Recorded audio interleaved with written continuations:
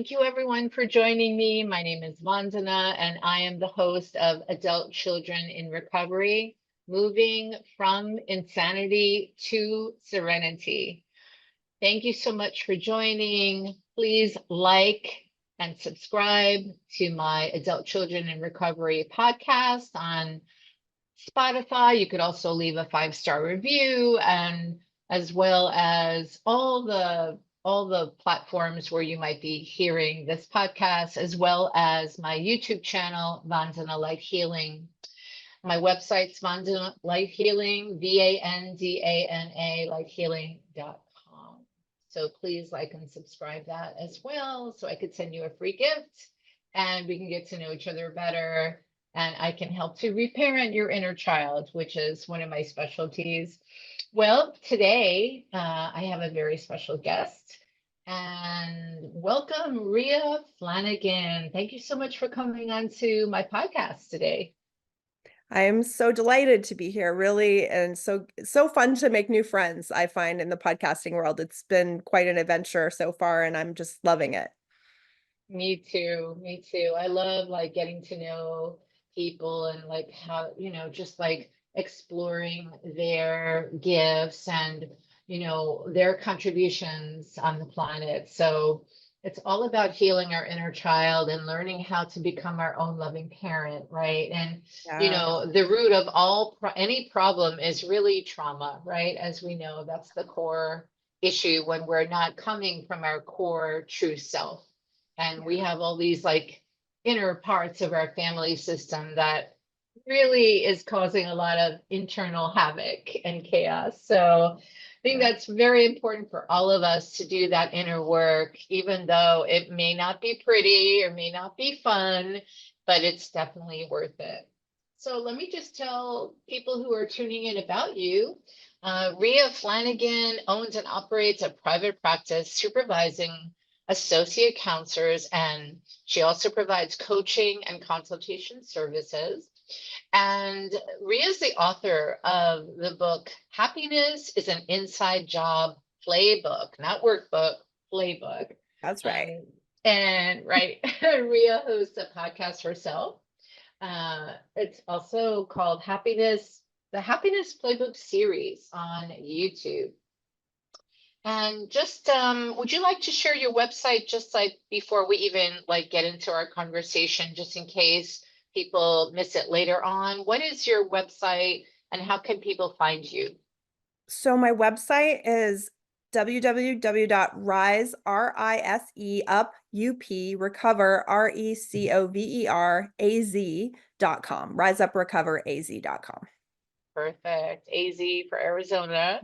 That's where you're from. And also, how can people find your podcast? Is that also on your website?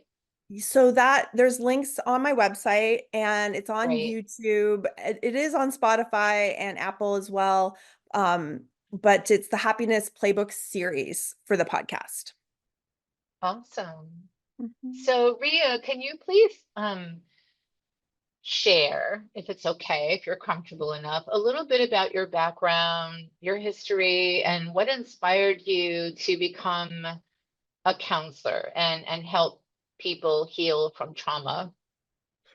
Well, it definitely came from me having my own trauma as a child and as a teenager. And really, I moved out when I was 14. It says it in the book, so there's no secrets there. But I don't really go into it too much. But I do say that the trauma, I really now I get that like all of that has led to where I am. So I really work on being grateful for all the parts, the bad and the good, because I have learned so much from the hard stuff. I have grown, I have become resilient, strong, and then been able to even help others. And so that has been such you know, even the hard gifts, I guess, is the way to put it. No one deserves to have trauma. That's not what I'm saying, you know, none of that. But I do think Right. that we can recover, and we can turn those things into strengths, and you know, we can really turn things around if we choose to. And again, it wasn't our fault that it happened. And I just don't think that anyone in this world kind of gets out without some kind of trauma, because we live in a world with war and violence, and you can't even turn on the news without hearing terrible, tragic things. So you know, we're all affected. And just knowing that there's ways to heal, that we don't have to go around living with our nervous system on fire, so to speak. So to Because speak. Yeah. yeah, yeah, that there's people like you, there's people like me that have gone and got education, and, you know, and to help others and to heal. And I think so many people go through life kind of like stuck on, like kind of stuck in that trauma reaction, or kind of stuck, and don't even realize that there are answers, there are ways to get out. And so part of my Yeah. book and part of being here is to help educate people that they can go. EMDR is super effective. Doing the things that you do also can be super effective, because I've also done a lot of worked with other types of healers, not just therapists. I've definitely done my own work to get to a place where I could help other people, because I really don't think you can only take people as far as you've gone in your own healing, I believe. That has been true Yeah. to me. So And it's also about just holding a space, setting the intention to be that open vessel and divine channel, and just allow the intelligence of the universe to kind of take over and do its thing, right? So we don't have to have the perfect life, or, you know, be necessarily healed or enlightened or even a guru. It's just like, it's really a soul calling, it's a soul mission. And when we're connected, we can help other people to reconnect to their higher selves, their higher power as well. Um, so yeah, but doesn't mean that we have to be perfect to be Mhm. you know, an effective healer or counselor. Um, and also what you were just talking about before, something just triggered a memory of watching, I think it was Gabor Mate who said this, who's one of my, you know, most inspirational teachers He's the best. around trauma. Yeah. And Mhm. he said something about complex PTSD and post-traumatic, you know, syndrome disorder. I don't really believe in all those, you know, Mhm. hardcore labels necessarily, but he said that for many of us that grew up with trauma and were raised by adult children, right? Mhm. So, Mhm. in other words, wounded adults who never really emotionally matured, Mhm. or handled or healed like their own childhood wounds, that it's Mhm. generational, it's epigenetic. You know, we know it didn't start, that wound, these ongoing traumas didn't start with us, a cycle Yeah. of you know of challenges and adversities. But what he did say is that there is no, for people like us, for adult children, there's no PTSD, like there's no post, there's just Mhm. ongoing. We don't even have the luxury to Mhm. say, yes, I have complex PTSD, or I Yeah. have PTSD, because it never ended, because our Yeah. brains are so hardwired to and embedded with all of these trauma triggers Mhm. that it no matter, even if there is no threat or danger, Yeah. we can't really rest and process stuff, because we're hyper vigilant, right? Yeah. So it feels like life is a series of one trauma after another, one threat after another. So we never really got over that. Mm. And so there's something to really like explore, and you know, not to get into labels or anything, but Yeah. I just feel like we don't want to be too uh hyper vigilant around like labels or diagnoses or anything like that, but just know that this is an ongoing journey, that Mhm. the healing our inner wounded parts doesn't happen overnight. It's not like a one and Mhm. done thing. I think you would agree with Right. me on that. It can take, you know, it can take. months or even years, depending on how long we've been living with Yeah. the unhealed, unresolved trauma. So I know that you really are amazing at balancing, like helping your clients balance family and work, Mhm. visualizations, like your affirmations, I would assume, Oh yeah. setting goals, like practical ways to heal in the moment. Hmm. Um, and also, I know that it's so great to hear that you work with people to set healthy boundaries, Oh my God. which is really, really important. But, it's funny because boundaries could go either way, right? People Mhm. can have either no boundaries, too loose boundaries, or too tight boundaries, which Yes. which are all potential problems. Hmm. So, and I was just talking to somebody before, and she was just saying like, well, I have my boundaries. And I was like, right, but are they reasonable? Are they compassionate? And are they kind? So Yeah. this is also, you can go like from one extreme to the other, depending on your childhood experiences and the way you were raised. Hmm. And I know that you specialize in toxic relationships. So I want to ask you a couple of questions before I get to your book. How do you model for your clients how to set healthy boundaries in their toxic relationships? I think I do use a lot of Pia Melody's work, the develop do you know, are you familiar with her, the Well, developmental immaturity issues, the I believe models? so. Yeah, Yeah, yeah, it's yeah. also referred to as the Meadows model because I that's where I did a lot of my training in my earlier years. I worked inpatient.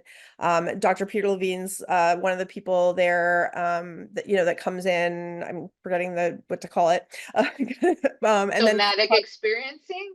yeah, yeah, he would come and I do see. conferences there and things like that. He's connected. He's one of the senior fellows. So they have a bunch of senior fellows. He's one of them. And then I worked with Dr. Claudia Black closely at her center as well. And so anyway, I work a lot with the model, that model, which it really gets into the core issues. And I'm not in my office looking at the board right now, but boundaries is one of them, self-esteem, and getting Yeah, into like those type of issues and where they come from in childhood and where and so really starting to get to know the person and how they were raised and what were, did they have a rigid style of parenting? Were their parents rigid? Or were their parents no rules? Like just starting to get to know the person and or was there no boundaries? Was there enmeshment, right? Was there a parent that parentified yes, the child? Was there, those kind of things? And I really get to know a client just through looking at those core issues. I can do a lot with them. that's That helps. awesome. I mean, Yeah. it's so important, isn't it? Because our childhood relationships affect and spill over into our adult relationships. And, not only in one kind of relationship, but I mean, work relationships, um, romantic relationships, relationships um, with your kids. I mean, all kinds of relationships, right? I mean, Mhm. platonic relationships, all kinds.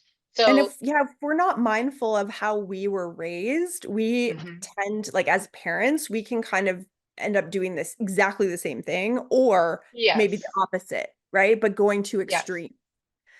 yes, So there's Pia's work, a lot of it is like coming into moderation. And so a lot of times toxic relationships, we get into love addiction, love avoidance. I'm also a CSAT, sort of certified sex addiction therapist, so I work a lot. that's um funny because I was thinking, but I didn't say it out loud. I was going to say, well, sexual relationships. And then I was yes. like, well, I wasn't sure. But yeah, I mean, because especially inappropriate Mm, behavior, like as children, like there right. is sexual abuse, there's incest, Yeah. there's all kinds of Hmm. traumas. Hmm. And that's why it's so easy to avoid, to Hmm. avoid remembering because it's so painful and we don't want to revisit and retrigger those old wounds. So that's why it's so important to find the right therapist, and not only the right therapist, but the a vibrationally attuned Yeah. therapist, right? Hmm. And that could be an energy healer, a coach, whatever you want to call that. So it Yeah. is difficult, like, and I wanted to just add that sometimes it's even more confusing for adult children because we might have been raised by two different kinds of adults um, who modeled very different types of parenting styles.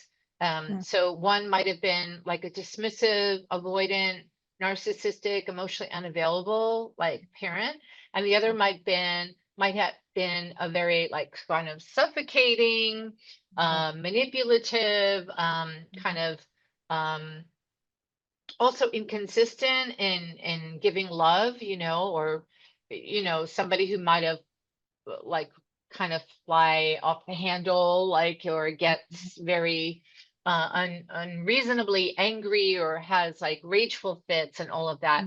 And one person, like the mother, for example, might have had no boundaries because of that, because she was raised with no boundaries. So if you're raised with no boundaries, you wouldn't even recognize what a boundary is, right? And What then is a maybe your other boundary? If I wasn't modeled boundaries, right? What is it? Or the other parent might have just stepped all over and violated your boundaries. Or maybe that same person who doesn't know the definition of a boundary because she wasn't shown what a boundary was, she wasn't modeled in a healthy way. But I'm just saying, like, and maybe the other parent is, one's rigid, one is loose. So it's very Mhm. confusing. And Yeah. I still, as an adult child, Mhm. consider I mean, considering the fact that my upbringing, although I thought was pretty normal until reading a lot of books about the subject a couple of years ago, I had to finally admit that I am all of those things. And that's okay. And that it Yeah, didn't start with me, wasn't my fault. And that sure. being a survivor is a really good thing, and Yeah. that means that I have the strength and the resilience to survive all these years with dysfunction and chaos in my life. So I am still working on my boundaries. I know many people are still working on their boundaries, and even though it feels uncomfortable, little by little it's becoming easier, right? Mhm. So yeah, that's great about boundaries. What about, I read somewhere on your bio too, Ria, that you work with people who have suffered from betrayal trauma. Can Yeah. you share a little bit more about that? Yeah, and it can look so different, right? So sometimes betrayal trauma happens between a child and a parent, right? A parent may deny their reality, right? And invalidate the reality for them of maybe a trauma they had. That's a betrayal, right? That's a betrayal by a parent.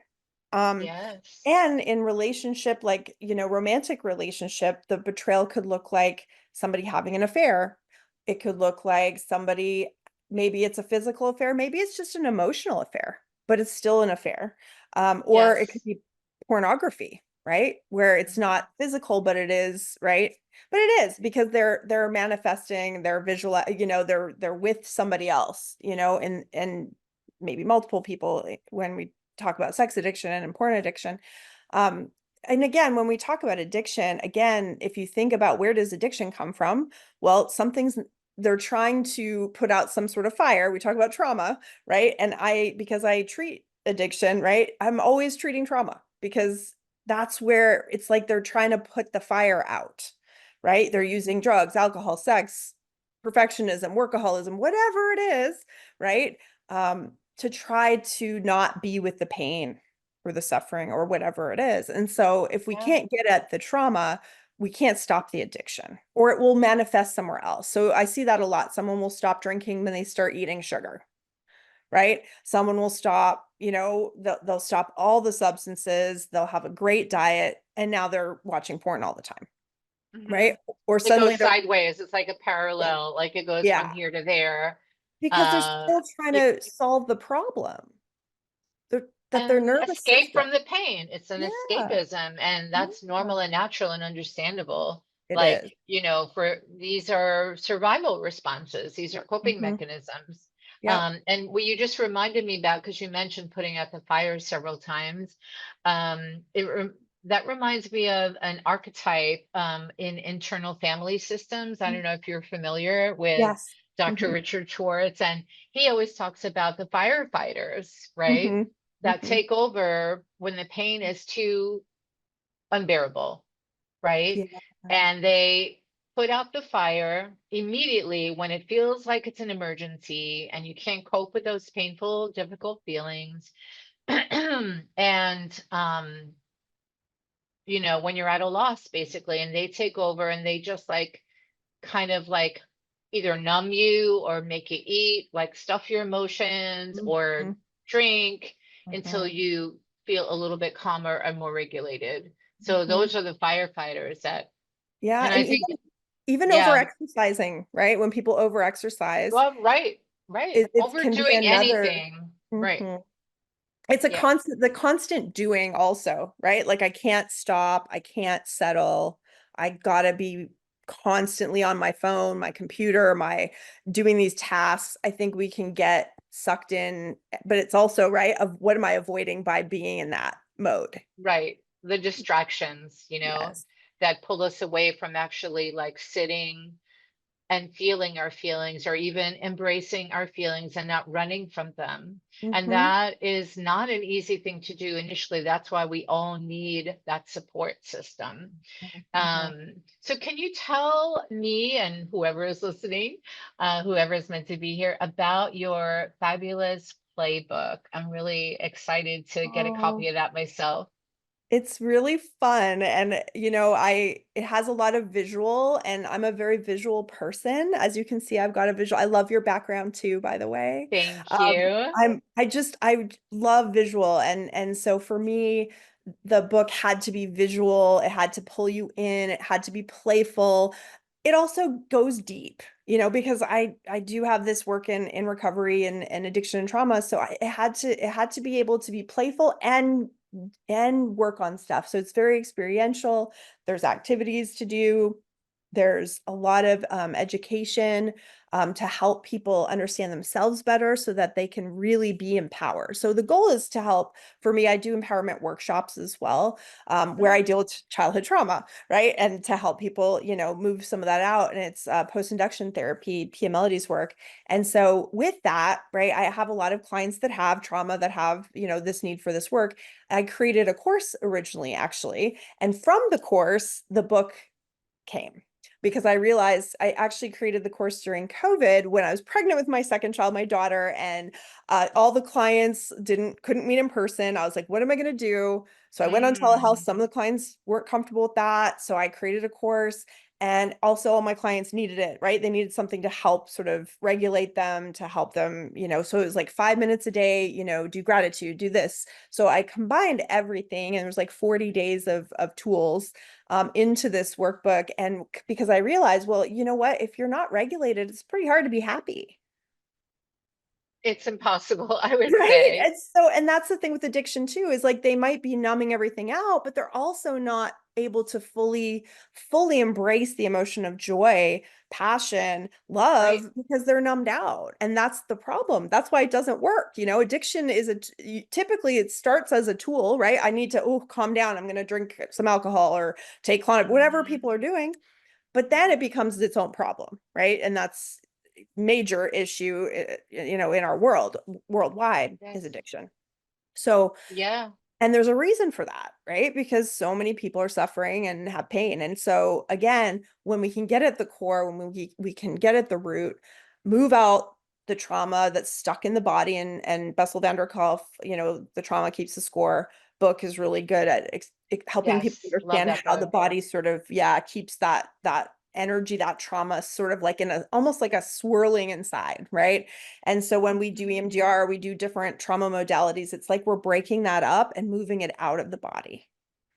And then Exactly. there's less of a Exactly. need, right, to put out a fire, because there's no fire. And so I can be calm, I can relax. Well, And at like least you you said, can create more manageability in your life. And you're not right. like, hitting one rock bottom episode after another. So your Mhm. life can actually function better and you Yeah. at least have a chance at, transforming those wounds into, medicine, Mm-hmm. and into like just a self-exploration and just learning from your experiences instead of taking them personally or absorbing them in your body, right? Like taking Yeah. them on, because most of us are empaths as well. And I consider myself to be a psychic intuitive empath. And so um, I have a lot of mirror neurons that I've discovered, and I think all empaths do. And that just means that a part of our brain is more activated. Mm-hmm. Where if we see something, if we see somebody happy, where we could feel that in our body, in our bones. But if Mm-hmm. we see someone in pain, it feels like it's happening to us. Like That there's is the no boundary. separation. Yes. That's the boundary. Right, right. Yeah, That's the the boundary. as Yeah. an empath, like that, and as a therapist, right, sitting in the room with trauma, I wouldn't make it, and I don't think anyone would if we didn't have those boundaries, right? So someone once described this to me, it was genius, right? Is that like empathy, right? It's like a percentage. We all have the, capability to have empathy, right? And it's like say 5% where I can feel what you feel, right? Like I Mhm. can sense it. I can sense it in my Mhm. body. Just like you said, someone's happy, someone comes in the room really angry, you sense it, right? Your body senses it. Yes. So Oh yeah. that's that 5%. Like you take it in that little piece, you know what it is, right? And then the boundary is that's not mine, right? I sort of like physically like I visualize the Yes. boundary. That's not mine. I sense it. I know like that's happening. But if we absorb that, especially empaths, right, when we're not having boundaries, like it could be really detrimental to our health, right? Especially as a therapist, Yes. I have to have really firm boundaries with these people because again, I'm there to help them. Not it doesn't help them if I absorb their pain. That doesn't help them, right? So I always think of No. it like that, right? Like it's not helping you if I'm feeling all that pain and then I can't function either, right? So Yeah. that boundary is like, yes, I get it. I sense it. And let's do these things to move it out because ugh, we don't want that. I even do a lot of visual stuff. And that's like the SE Peter Levine's work, right? Of like, ooh, let's like physically throw it out into outer space, right? Like let's physically Yeah, direct throw it it. out and away from Yeah. your entire Really. being. That I do that too with my creative visualization transmissions Yes. as well. And like I have people unzip their armor and like Mm, just slip off any veils that have been covering their eyes so they could actually see like, what's happening, and and not take it personally, but yeah. also to unravel like any knots or cords, like energetic ties, and as well as even like Powerful. where to become more aware of where we hold our Yeah. ancestors' pain and in, Yeah. where we've made those secret Mm, unconscious agreements, right? So we don't have to be controlled by the past and we can create our own reality. So visualization, imagination, that's really everything. And yet we're not trained how to do that. And most of us are so numbed out or shut down mm, that we wouldn't even know where to begin. And so there's like a natural resistance in many cases, I'm sure you'll agree, where people, if people don't know this or we didn't learn this in school, it's like, well, what is she asking me to do to visualize? Oh, I can't do that. And like most people can. So I yeah. always say, well, it's okay. You don't have to see this imagery, but just imagine if you could. And they're like, oh, Mhm. I could do that. I could see that. And it's like, okay. So it's just a question of semantics, right? It Really. is. So Oh, sometimes I would have people draw like their safe place. yes, I love that. Yes. That's effective also for some, right? And then sometimes I will have someone create a planet that is their very own creation, that is their safe place, because some people can't find that on Earth. Oh yeah. And a lot of my courses are all about galactic light healing. I work with the Mm, Arcturians and the mm, Syrians, different star beings, star doctors, mm, um, cosmic light physicians, and people really love that. But also I make sure that I ground people too, so mhm, that we could, you know, plug in to mhm, these benevolent, kind beings guides, guardians, angels, but also bring it back here with us, right? And Mhm. to like embody that Yeah. and that energy, which is really our soul energy. Mhm. So that's awesome. And putting pen to paper, you say that in your description Yeah. about happiness is an inside job playbook. That is one of the most important, like journaling is one of the most important ways that we could process stuff Yeah. that mentally, if we just talk about and go like, Yeah. go to a therapist and, talk therapy, Mhm. it's just like spinning around, spiraling in this looping system, like Yeah. retelling that those painful old stories of being a victim or feeling like a victim. But when Mhm. you put everything down on paper, Mhm. I do that. We do that in ACA, which is adult children of alcoholics and dysfunctional parents. So it's a Yeah. 12-step program. I don't go anymore, but it helped me tremendously Yeah. to realize like what's mine, what's not mine, and all the Mhm. characteristics and the survival responses of an adult child. So Mhm. I was able to then and talk about my issues and start trusting people and trusting my own feelings again.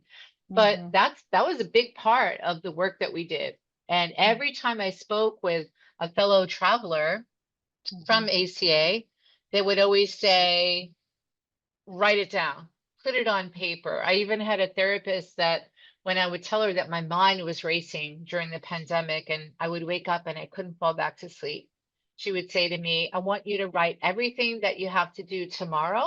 I want you to Mhm. write it all down on a piece of paper. And so this way you don't have to like figure it out in your head, right? All night Mhm. long. And when Mhm. I did that, when I remembered to do that, because I still don't remember to do that all the time, Yeah. it I slept like a baby because like I didn't have to figure it out or worry about anything or have anxiety about like being able to do everything myself the next day. So putting pen to paper, I love that, that is all about, this is your playbook, writing it Yes. down. And I if love you that you're want to, saying that because I literally just like repurposed an old workbook and put a sticker I randomly found on it. Just to like have that to-do list even, right? Even just to get the things out so they're not just like taking up space sometimes. Can just alleviate a little bit of anxiety. It's very helpful. Very yes, helpful. giving us space to process and to integrate.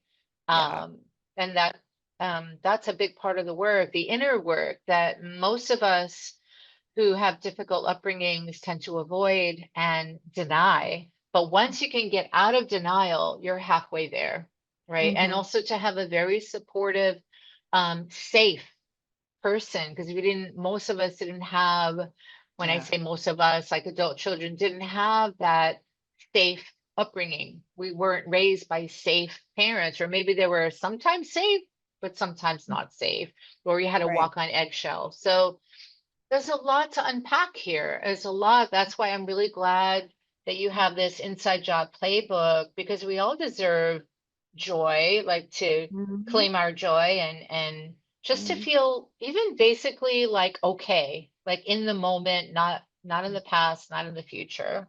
And so people can find this book. I see it on Amazon right now. And you have a Kindle edition and Yes. Oh um gosh. Yeah. So if what I would say if you're like who's Ria Flanagan? You can get I think it's even gonna go on sale for like 99 cents soon. Like I think it's only 2.99 or 3.99 on Kindle. And then there is the book which if you like it, right? Say you get it for 99 cents when it goes on sale. If you like it, get the book because writing it down in there is going to be so fun and again, it's very visual. There's so many beautiful like pictures in there because I wanted to make it feel immersive and get people thinking and feeling and and I so it really is meant to pull people in and help them pull back the layers to their authentic self, help them really dive in, even just having the intention of I want to increase my happiness, I want to have more space for joy, is part of that is doing that internal work, so that you have the space so you're not numbing out, so you're able to embrace it, right? Because say this is why like people that win the lottery a lot of times end up losing all the money because they honestly yeah. don't know how to hold it, right? So there is something about holding joy, right? Being able to hold and sustain and really like have more space to feel it. And as we practice, right, as we be more in the moments and enjoy, my daughter was puzzling with me. She's 3, she's turning 4, and she was getting Aw, into my big puzzle and she likes puzzles. And I was like, oh, honey, this is a hard one. She's like, I help you, mom, and she was so cute and laughing. And aw, I just, again, you can kind of be in that moment and it's so joyful. And even talking about it, I sort of glow, right? Like I'm like, oh, that was such a great moment. So then I'm in joy all of a sudden, right? I'm in joy. I'm yes, talking about something, a great memory. So now I'm expanding, right? I'm expanding that moment because I'm talking about it with you, right? And so there is something about expanding, talking about things you enjoy, bringing more of that into your world intentionally, right? Like because a lot of times when we have trauma, there's flashbacks, there's different things that are involved with trauma or sad, kind of in a suffering state.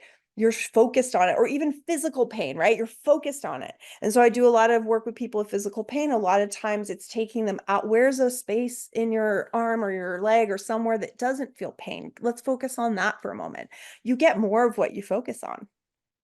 absolutely. Energy flows where attention goes, or something like that, right? That's And right.